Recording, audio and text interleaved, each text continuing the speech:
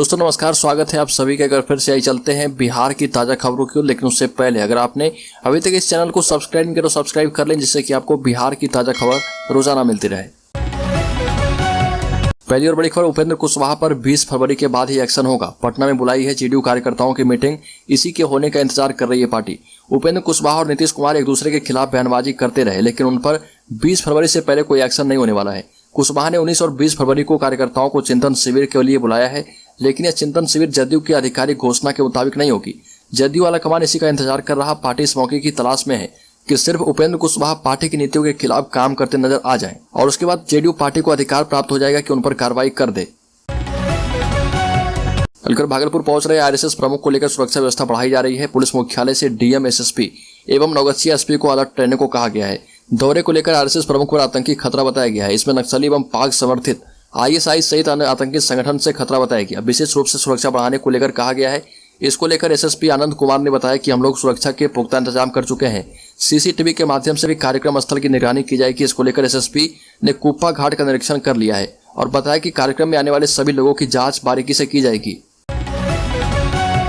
वीर कुंवर सिंह विश्वविद्यालय के परीक्षा विभाग ने सत्र नियमित करने को लेकर सभी तैयारियों के साथ अगले 2 महीने के अंदर सभी लंबित परीक्षाओं को लेकर पूरी तैयारी कर ली है।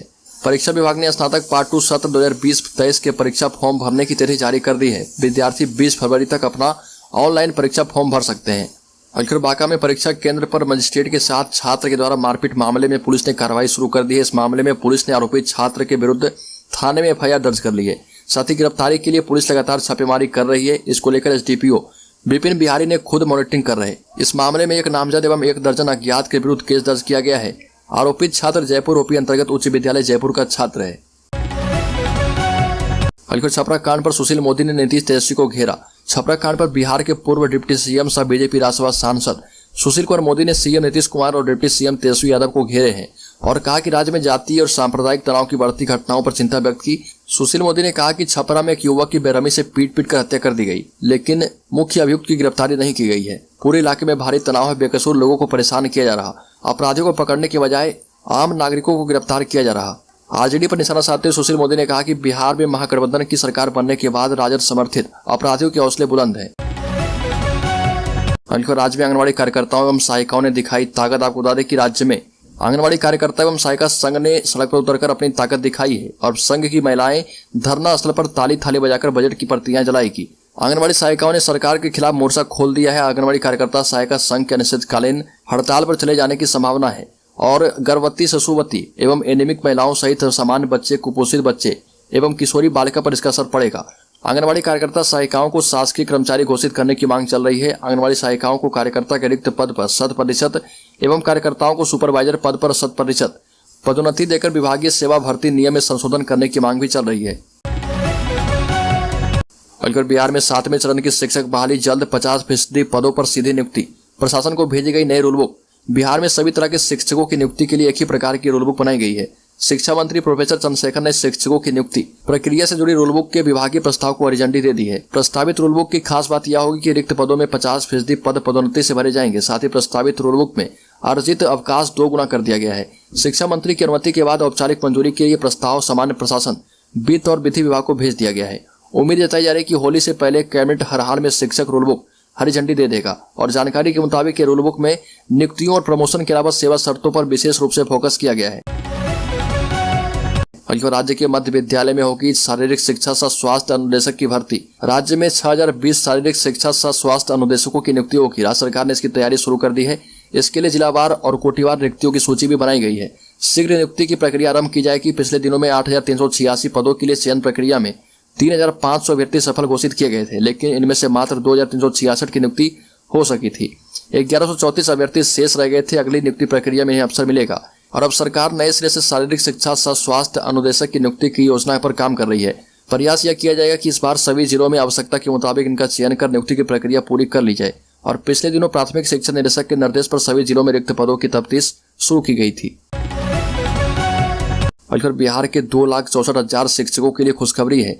1 माह के लंबित वेतन के लिए 11 अरब की राशि जारी की गई। बिहार में समग्र शिक्षा अभियान के तहत पढ़ा रहे 2,64,000 शिक्षकों और प्रधानाचार्यों की लंबित 1 माह की सैलरी के भुगतान के लिए शिक्षा विभाग ने 11 अरब की राशि जारी कर दी है, जबकि वित्तीय वर्ष के लिए कुल 1 खरब 39 अरब रुपए मंजूर किए गए। शिक्षा विभाग ने इस संदर्भ में महालेखाकार कार्यालय को इसकी औपचारिक सहमति दे दी है। वित्त विभाग के एक विशेष पत्र के आलोक में राशि शिक्षकों के खाते में डाली जाएगी और राशि की निकासी के लिए किसी अन्य प्राधिकार पत्र की आवश्यकता नहीं होगी। और बिहार में पीएफआई की नई करतूत का खुलासा। मुजफ्फरपुर में एनआईए ने दर्ज कराई एफआईआर। बरूराज थाने के परसौनीनाथ गांव में छापेमारी के बाद एनआईए ने बरूराज थाने में एफआईआर दर्ज कराई है। एनआईए के इंस्पेक्टर विकास कुमार की ओर से दर्ज एफआईआर में 5 को नामजद करते हुए अन्य अज्ञात को आरोपित बनाया गया।